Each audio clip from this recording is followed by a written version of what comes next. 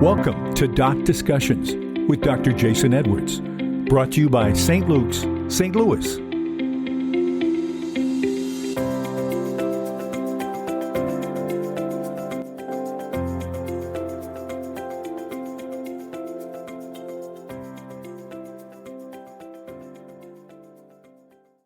Hello, this is Jason Edwards, and this is Doc Discussions. I'm joined today by Jared Barton. Jared is a CRNA. Jared, how you doing today? I'm doing good. Thank you for having me. You bet, buddy. And now, what is a CRNA? Can you explain that to people?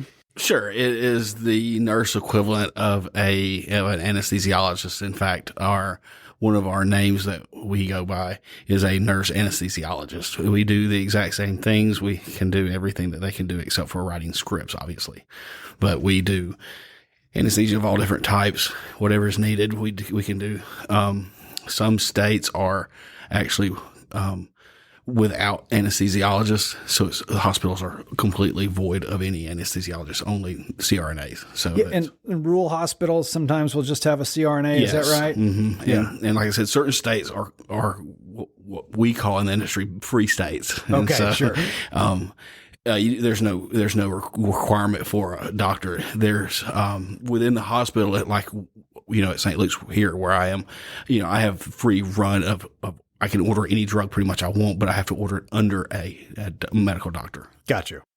Yeah, and so it's to me from the outside looking in, it's a little bit odd because it seems like there's I don't know if I would use the term turf war, but there's some kind of haggling over who can do what between the anesthesiologist and the CRNAs, but they also work with each other and are friends And what you'll find is, like where I trained in Alabama, all of your residents are trained by the CRNAs.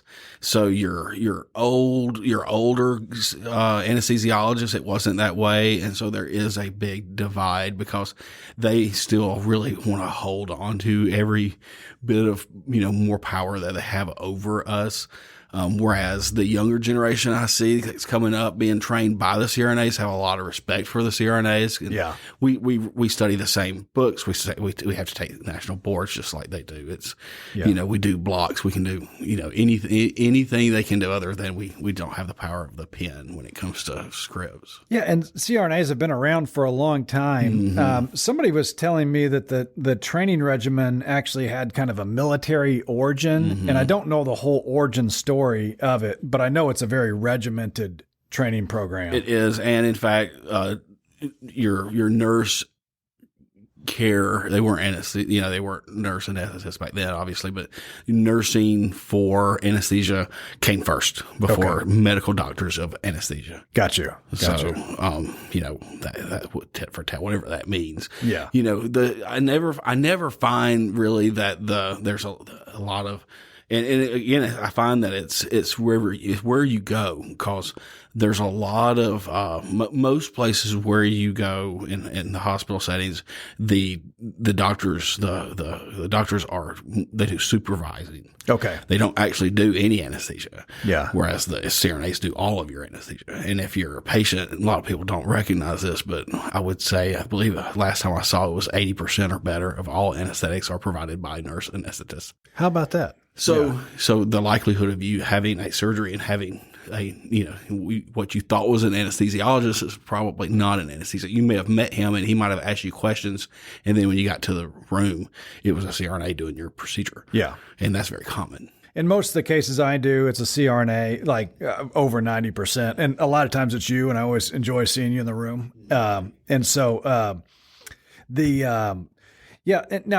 let's go back to you personally. So what has been your kind of medical history up to this point, as far as where you first started working or where you went to school first? So I went to the University of Alabama at Birmingham, which is UAB. It's a huge medical facility in downtown Birmingham. It is the Southeast Trauma Center. So they have their own jet airplane service. Wow. And so it's huge. I mean, when you say big, it's big. It's gigantic big.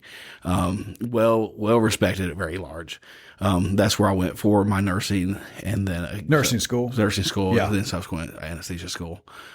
You learn so much by going there. It is something where you spend a lot of your time the night before reading, because it's like, what is this procedure? I have no idea, because they do so many one-offs. You know, so many rare procedures you won't see anywhere else. But the school that I went to was very, very militant, like you said, very strict. I mean, nothing like what I've seen. I've been there, I've been in Kansas, and I've been here in Missouri, and just seeing, the kind of what is allowed from the students, or what is accepted from the students, is quite different from what it was. And it may be also a difference in time. This is quite a while back. Different eras. When I was coming through, there was nothing was accepted other than the best of the best. Pretty rigid. Very. Yeah. Which most people, it's like not fun to go through, but most people find effective at very training. Effective. Yeah. Very effective. In fact, I believe that's what really gave me a leg up on a lot of other places, is because UAB is so well known, and I think they are so well known because you do have that kind of fear factor, because they don't mess around. If you are kicked out of a room for any reason, you are out of the program. Okay, so you're done. One strike. Yeah. Are you from that area? Yes. And so, do you know a guy named Gene Barteau? Yes. So he was the basketball coach at UAB Correct. for a long time, and I believe it's his nephew is actually a surgeon in Columbia, Missouri. Okay. A real nice guy named Kevin Barteau. Oh, did not know that. But I went to high school with him. Yeah. And actually him and Dr. Boston were, I think, co-residents together. Okay. The basketball arena is the Gene Barteau Arena. Is that right? Okay. Yeah. And then, so after nursing school, did you work as a nurse, or did you go straight into CRNA school? No, you can't. You have to put in your time. So there is a requirement for a 2-year minimum, and it has to be ICU, and it has to be certain ICUs. Okay. And so not just any ICU, like NICU, your neuro, nor your infants. Yeah, gotcha. So it's an adult ICU. Correct. Yeah. And it can't be, I was on the SICU, surgical side, where there's a medical MICU, and they generally don't take people from that side either. Gotcha. They won't CIC. It was cardiac. Gotcha. They big on that, but that and surgical, because obviously what we do is surgery. But that's generally the two pools that they want to draw from. And so you did a couple of years of that, and then went to. I did exactly 2 years, almost to the day. And not that there was anything wrong with it. I was just, I worked in the ICU at a very challenging hospital. It was in the west side of Birmingham, which is the most dangerous side of Birmingham. So we had a lot of gunshots, A lot of trauma. Lots of trauma. Yeah. And so I think that, plus I was a little bit older getting into this. So I wasn't young, but I wasn't old. But at the same time, they look at that too, because you're more mature. Yeah. And the ICU, oftentimes you have younger nurses there, just because the hours are long, and it's, that's, I think there's some thrill in working in that high acuity care. As we get older, the desire to chase that tends to fade a little bit. And so that's like my first job out of anesthesia school was a level 1 trauma center. So, I cut my teeth on that pretty hard. Which is great. Oh yeah. I mean, I learned like you wouldn't believe the stuff that I learned, seeing some of the stuff I'll never see again, hope to never see again. Yeah. But now I've done it so long now, there's no way I'd go back to that. And you for better or worse, you get desensitized to some of these really crazy situations. Somebody comes in with any kind of trauma. You can have horrible traumas with a car wreck, a dog, bullets, knives, and it's good in a sense to become somewhat desensitized to that, so you kind of have a cool head, and that's a good way to kind of start your training off. So, because it's probably not very often, but every once in a while, I'm sure things come up at work that are kind of gets the heart racing a little bit. And oh yeah, absolutely. Having that experience, helps you keep a steady hand to the till. There was always the thing that was always really hammered to us in school, and that was always everything's okay. And so only when it's not okay is when you call for help. Yeah. And so that meaning is that the doctors really never know what's happening. They're focused on what they do, and they're trying to get in and get what they are going for. The surgeon. And get out. Yes. Yeah. And then our job is basically make it so that the patient lives through this procedure. Yeah. And so when you start seeing things such as, you see blood pressures that aren't that great, or heart rates that are getting a little weak, you get blood pressures that are real soft, that type of thing. You know that they're bleeding. You can hear it. There's all these, you're really maximizing all of your sensory. Yeah. And everything you can do so much. And so that's when, and a lot of the surgeons, they can tell, because they'll start hearing a lot of work happening behind that screen. And you can hear the beeping. You can hear we can all hear the beeping of the heart rate, and so if things are changing. But I know, even like if I'm just getting set up and kind of ready for my next case or whatever, a lot of times the surgeon will be like, "Jared, are we okay?" Yeah, because they know I'm doing, something's happening. Yeah. Because I'm always like, yeah, we're good. Because whatever it is, 99% of the time, I'm going to fix it. I'm going to make it where it doesn't matter. So you do keep doing what you need to do. They can focus on what they're doing. Right. Yeah. And that's my job, is to help the surgeon as much as it is to help the patient.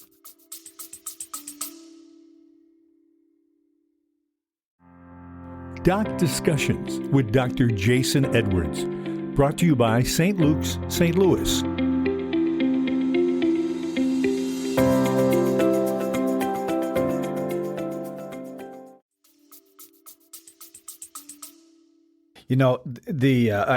Part of my training was in general surgery, and when you go through tough situations with people, I feel like you really do form a close bond.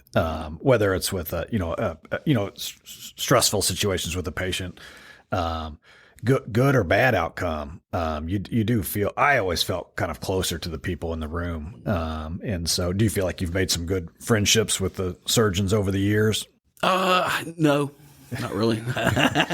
Generally, the surgeons kind of do. They're kind of their own entity. I guess, you know what? That they're not very touchy-feely by nature. They're kind of more rigid. And as an oncologist, even though I'm in the OR, my job's a little bit more, maybe attracts people who are a little bit more, have more emotion and stuff like that. And so that could just be a one-off of me feeling that closeness.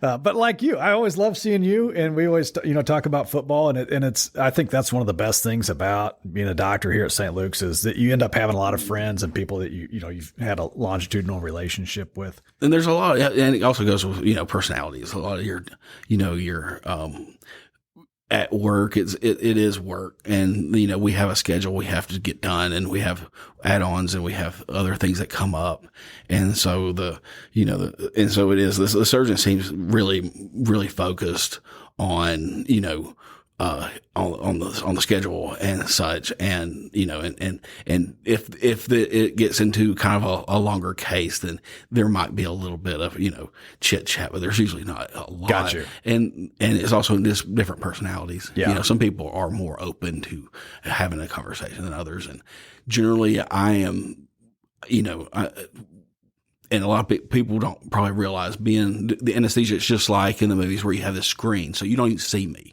I'm behind this this paper wall. Yeah. And so you don't, even when you look for me, you don't see me. Yeah. You just see this paper wall. So, okay. Gotcha. So, that's kind of also, you're talking to a drape. Yeah.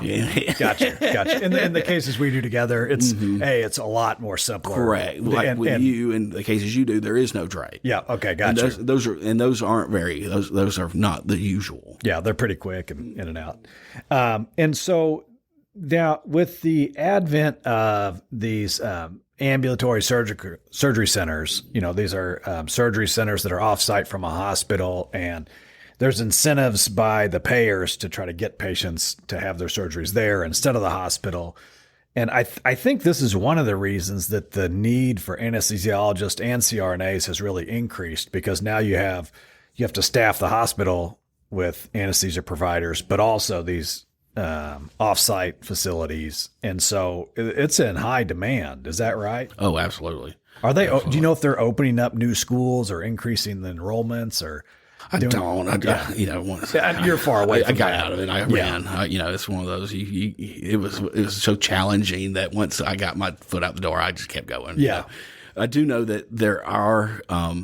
because just here recently, I found out that when I went, there was not a single anesthesia school in the state of Mississippi, because we had students in my class that would come over, and they got to have in-state tuition because they didn't have an opportunity in their state. And I know now that there's multiple. Okay. So I do know for a fact they've probably expanded. And I think, there's this, for a while there's a shortage of workers in general, and including healthcare workers. And we went and petitioned the state, and I'm sure other people did it other states, to increase the amount of nurses. So that, the number of just nurses that are graduating every year from a state, that's actually mandated by the state government. And so those have been petitioned to try to increase the need, not only for the aging kind of baby boomer populations, but for some of these other reasons. And so, if you're a young person out there looking at becoming a CRNA, I think if you look at the Bureau of Labor Statistics, the occupational outlook is excellent. Oh, it's wonderful. But at the same time, plan ahead. Yeah. You're talking 9 years. Yeah. And 9 years. Nursing, I think, has had these boom and bust cycles where they were really in need and then not so much in need and then really in need. My assumption is the demand is high right now, just because a lot of people retired from during COVID. Right. And so, it's these are also things that anesthesiologists and nurses are not going to be replaced by AI. No. I don't think. No. And so that's if you're young, that's one thing to look into. Yeah. Cannot work from home. Yeah, for sure. yeah. That's a downside, but it's a good side, because you're probably not going to be replaced by a computer. Are there any really interesting cases that you've had, whether it was on the anesthesia side or the surgical side, that you can recall or really stick in your mind? Just only ones that really stick in my head are the scary ones. I've been very fortunate. I have never lost a patient in all the years. You're kidding me. Never. Wow. I would think you've been doing this for a while. Mm-hmm. I would think that's fairly unique. It's. I'm not saying it's just because of me. I'm just saying I've been very fortunate. Yeah, well, yeah. Sometimes you don't have to break your arm, pat yourself on the back. But I mean, yeah. I mean, it's that's a feather in your cap for sure. And that's something that I don't want to break. I don't want to change that. I would like to retire saying that same thing, but but not everybody can say that. And it's just it's not so much like like I said, it's not because I'm. The end all be all. It's just because I honestly feel like it wasn't their time. Yeah. And if it's not their time, it's not their time. Because I've had patients that I could not believe didn't, and they didn't. They pull through. Yes. And you're talking a whole room full of anesthesia workers in there trying to keep this patient alive, and did. So yeah, that's one of the shocking things. The amount of, and what a mess, whether it's a code or an OR room can be, especially with a trauma. Somebody gets in, you're getting them there quick, and just the chaos of it. The blood, the amount of blood that a human can lose. And the amount of blood you can pump into a human, the amount of things you can put down their throat, the amount of things that you could do to this person, and they still you can empty out. the blood bank. Oh yeah. And so I think my wife got in trouble maybe a couple of years ago from emptying the blood bank of something. Maybe it was fresh frozen plasma or something like that. But it was I won't get into the details of it, but it was you can really pump a lot of blood products. Oh, absolutely. Whether it's fresh frozen plasma or packed red blood cells. And I'm sure you do plenty of times. And, especially in the level 1 trauma center we did. We had, it's one of those where it was kind of the joke. You throw, you're hanging and dropping bags on the floor, and after it's over, you count the bags. You have no idea. You've been pushing. You've had, I've had pressure bags going, both hands squeezing as hard as fast as I can squeeze. Just rocking and rolling and getting the fluid, just running fluids, trying to outpace what's being lost. And it's just, it's. And young people, are certainly more resilient. When you're young, you're able to get through some really tough stuff. Whereas older people wouldn't. And so that's the crazy cases I've seen is youngsters where there's 12-year-old or something like that, and kind of get through something that's just totally crazy that there's no way even a 20-year-old could get through it. And so those are the ones that stick in your mind. Yeah. And so burnout is something that I honestly, I kind of feel two ways about it. It's kind of a big conversation in healthcare, but I also think that like there's a lot of tough jobs out there. And I feel like it probably gets talked about in healthcare more than other places. And I don't ever want it to seem like I think healthcare is like the toughest job out there. I always want to have respect for everybody that's working because everybody has a lot of, stress in their life and in their professional jobs. But it's been a big thing, in 2024 and 2025.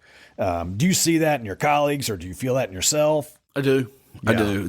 It's a very stressful job. What we do. Yeah. Whether it's, my job, your job is a little, I see your job is more of it's a different type. Kind of sad, it's a lot of sadness.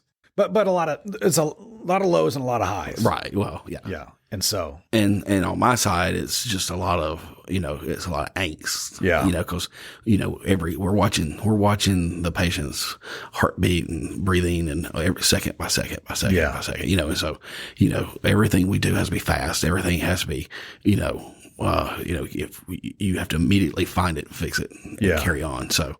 Do you feel like you've adapted to that to some degree over time? I mean, I'm sure in the OR, you're more relaxed now than you were, absolutely. The first year out. In fact, I would say you almost, after doing it this long, you can kind of tell when it's coming. Okay.